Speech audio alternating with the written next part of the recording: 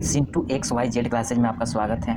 आइए हम लोग आज फिजिक्स पढ़ेंगे जो भौतिक विज्ञान के अंतर्गत क्या है क्या नहीं है। तो देखते हैं भौतिक विज्ञान क्या होता है। तो आइए हम लोग सबसे पहले इसकी डिफिनेशन को पढ़ते हैं। कहता है विज्ञान की वह शाखा जो द्रव्य एवं ऊर्जा के मध्य परस्पर संबंधों का अध्ययन करती है उसी को भौतिक विज्ञान कहा जाता है। देखिए भौतिक विज्ञान में हम लोग क्या करते हैं, ऊर्जा, बल और बहुत सारे जैसे ऊष्मा हो गया, हीट हो गया, ये सारी चीज़ों के बारे में पढ़ते हैं और उसका अध्ययन करते हैं और किस तरह से ये काम करता है। देखिए फिजिक्स साइंस का एक मोस्ट इंपॉर्टेंट टॉपिक है जो हम लोग इसमें पढ़ेंगे। तो देखिए द्रव्य क्या होता है, तो द्रव्य उस वस्तु को कहते हैं जो स्थान घेरती है, जिसका भार होता है तथा जो हमारी ज्ञानेंद्रियों द्वारा महसूस या अनुभव की जा सकती है, उसे द्रव्य कहते हैं। द्रव्य को पदार्थ भी कहा जाता है, मैटर भी कहा जाता है। द्रव्य आप लोग देखते हैं हमारे आसपास जितने भी वस्तुएं हैं सारी चीज़ द्रव्य ही हैं, क्योंकि हर कोई स्थान घेरता है, किसी में भार होता है तो किसी के हम अपनी ज्ञानेंद्रियों द्वारा क्या करते हैं उसे महसूस करते हैं, उसी को द्रव्य कहा जाता है।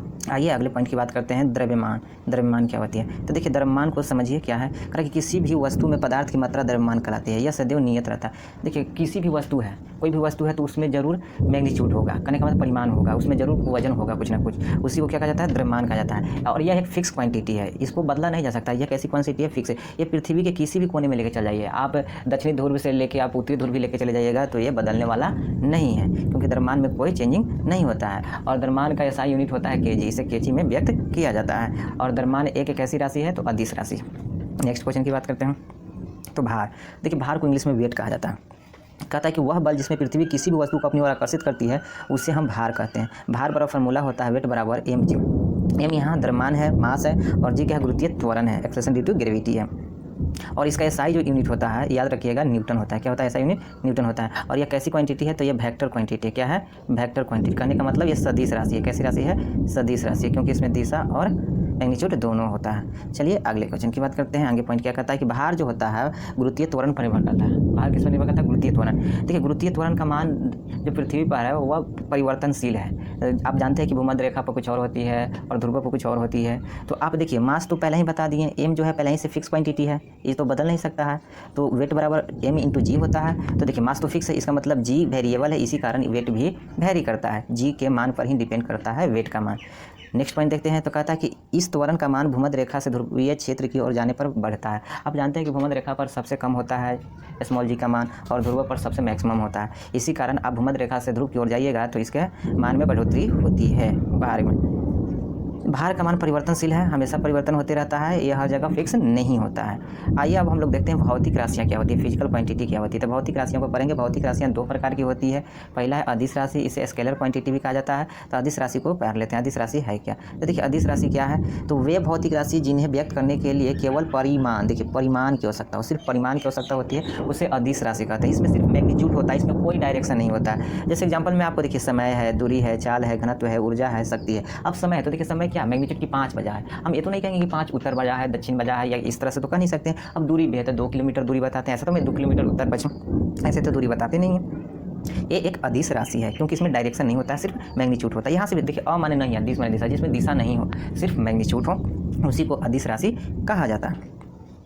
अगले पॉइंट की बात करते हैं सदिश राशि। देखिए सदिश राशि से इंग्लिश में वेक्टर क्वांटिटी कहा जाता है। तो वे भौतिक राशियाँ जिन्हें व्यक्त करने के लिए परिमाण के साथ साथ दिशा की आवश्यकता होती है। इसमें डायरेक्शन भी होता है और मैग्नीट्यूड भी होता है, इसे सदिश राशि कहते हैं। तो देखिए जैसे में विस्थापन, वेग, बल, त्वरण और भी बहुत सारे हैं। तो इस सब को व्यक्त करने के लिए आपको डायरेक्शन और मैग्नीट्यूड दोनों की जरूरत होती है। जैसे वेग है तो वेग बताया जाता है कि 20 मीटर पर सेकेंड नॉर्थ या ईस्ट इस तरह से करके जाता है। बल भी लगता है अपवर्ड डायरेक्शन, डाउनवर्ड डायरेक्शन, किधर लग रहा है, तो ये सारी चीज़ बताए जाते हैं। तो ये सदिश राशि है जो दिशा के साथ व्यक्त की जाती है। अब देखिए एक क्वेश्चन है यहाँ पर लिखा गया है कि निम्न में से कौन सी राशि सदिश राशि नहीं है। तो देखिए त्वरण एक सदिश राशि है, वेग भी एक सदिश राशि है, और ऊर्जा यहाँ पर नहीं है। क्या है, ऊर्जा नहीं है। और विस्थापन भी आपका सदिश राशि है। ये तीनों को व्यक्त करने के लिए दिशा हो सकता है, लेकिन ऊर्जा को व्यक्त करने के लिए कोई दिशा की जरूरत नहीं, इसमें सिर्फ मैग्नीट्यूड होता है। तो इस तरह से एग्जाम में पूछे जाते हैं सदिश और अदिश के क्वेश्चन आते हैं, चाहे रेलवे के एग्जाम हो, चाहे एसएससी के एग्जाम हो, चाहे बीपीएससी का एग्जाम हो। सारे एग्जामों में सदिश से एक क्वेश्चन रहता ही है। तो आप लोग ये बहुत ही मोस्ट इंपॉर्टेंट टॉपिक है, आप लोग अच्छे से पढ़ें इसको।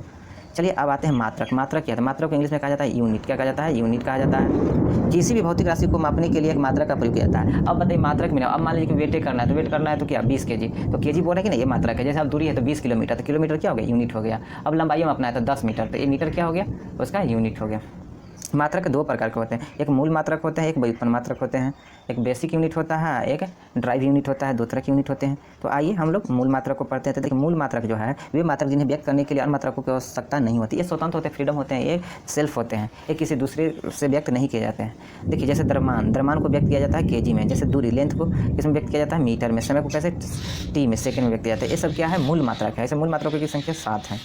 अब देखिए व्युत्पन्न मात्रक वे मात्रक जिनको व्यक्त करने के लिए दो या दो से अधिक मात्रकों मूल मात्रकों की आवश्यकता होती है। व्युत्पन्न मात्रक बिना मूल मात्रक के व्यक्त नहीं हो सकते हैं। तो ये डिपेंड करता है किस पर, मूल मात्रक पर। जैसे क्षेत्रफल, तो क्षेत्रफल देखिए क्षेत्रफल क्या होता है, लंबाई इंटू लंबाई होता है। तो लंबाई का मात्रक मीटर, फिर लंबाई का मात्रक मीटर, तो दो मूल मात्रक हुआ तो मीटर स्क्वायर हो गया। उसी तरह से आयतन, लंबाई गुने चौड़ाई गुने ऊंचाई, तो लंबाई का भी मात्रक मीटर होता है, चौड़ाई का भी मात्रक मीटर होता है और ऊंचाई का भी मात्रक मीटर होता है। तो इस तरह से देखिए ये मीटर क्या है, ये मूल मात्रक है, तो 3 यहाँ यूज हो गया। इसी तरह से चाल का मीटर पर सेकंड, तो मीटर क्या है, ये मूल मात्रक है। फिर क्या हो गया सेकंड, तो सेकंड भी क्या है मूल मात्रक है, तो मीटर पर सेकंड लिखें। तो हम लोग व्युत्पन्न मात्रक को व्यक्त करने के लिए मूल मात्रक का प्रयोग करते हैं। अब आते हैं मात्रकों की पद्धतियाँ। तो देखिए मात्रकों की पद्धतियाँ, पहला है MKS पद्धति, मीटर किलोमीटर सेकंड प्रति, नहीं द्रव्यमान मास किलोमीटर सेकंड प्रति। तो देखिए दूरी को किसमें हम लोग व्यक्त करते हैं, सॉरी यहाँ M का मतलब मीटर हो जाएगा, K का मतलब हो जाएगा केजी हो जाएगा और S का मतलब क्या हो जाएगा सेकंड हो जाएगा। तो जिसमें दूरी को मीटर में व्यक्त किया जाता है, द्रव्यमान को केजी में व्यक्त किया जाता है और समय को सेकंड में व्यक्त किया जाता है, उसे क्या कहते हैं MKS पद्धति कहा जाता है। देखिए MKS पद्धति को ही SI पद्धति भी कहा गया है। चलिए अब CGS पद्धति के बारे में, तो दूसरा जो पद्धति है, तो देखिए इसमें दूरी को सेंटीमीटर में मेजर करते हैं, द्रव्यमान को ग्राम में मेजर करते हैं और समय को सेकंड में मेजर करते हैं, उसे CGS पद्धति कहते हैं। यह पद्धति फ्रांस में प्रचलित थी, कहाँ में प्रचलित है, फ्रांस में प्रचलित थी। अब है FPS पद्धति, इसमें दूरी को फीट में और द्रव्यमान को पाउंड में, समय को सेकंड में व्यक्त किया जाता है। इस पद्धति को ब्रिटिश पद्धति कहा जाता है। क्या कहा जाता है, ब्रिटिश पद्धति के नाम से जाना जाता है। आज़ादी से पूर्व भारत में यह पद्धति प्रयोग में ली जाती थी। जब अंग्रेज़ों का शासन था तो हम लोग के देश में FPS ही पद्धति चलती थी, क्योंकि ये अंग्रेज़ों का ही देन था। याद रखिएगा 1 फीट में 30.48 सेंटीमीटर होता है और 1 केजी में कितने होते हैं 2.2 क्या होता है LBS होता है। याद रखिएगा आप लोग। SI पद्धति, देखिए आजकल SI पद्धति पूरे देश में, देखिए SI पद्धति का निर्माण क्यों हुआ कि जैसे इंडिया में मान लीजिए कि FPS पद्धति चल रहा है, अमेरिका में MKS पद्धति चल रहा है और CGS पद्धति आपको फ्रांस में चल रहा है। तो इस तरह से देखिए एक दूसरे देश को समझना बुक हो, जैसे मान लीजिए अमेरिका का बुक पढ़ेंगे तो उसे दूसरे में दिया हुआ तो समझना मुश्किल हो रहा था। तो पूरे देश मिलकर एक ऐसे पद्धति का निर्माण किया जिससे सभी को सहूलियत हो, एक ही इंटरनेशनल सिस्टम यूनिट को अपनाया गया। तो देखिए क्या है SI पद्धति 1960 में जनेवा में आयोजित हुआ एक सम्मेलन, उसी सम्मेलन में इस पद्धति के बारे में चर्चा की गई, वैश्विक पद्धति के रूप में अपनाया गया।